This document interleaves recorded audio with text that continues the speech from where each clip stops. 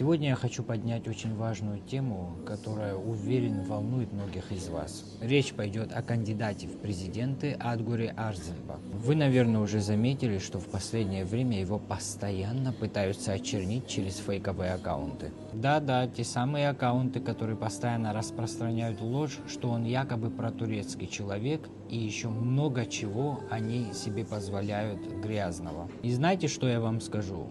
Я совершенно не согласен с этим.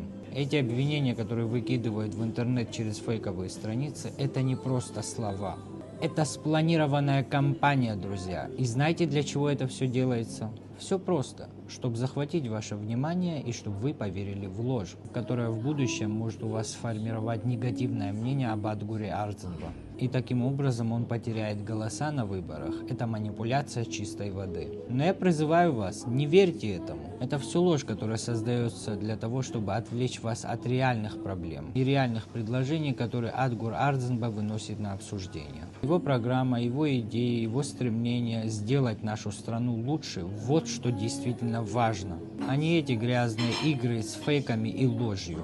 Люди, давайте будем умнее, давайте не позволим манипуляторам влиять на наше мнение. Если вы, как и я, видите эти обвинения ложными, то напишите в ком, что вы со мной согласны.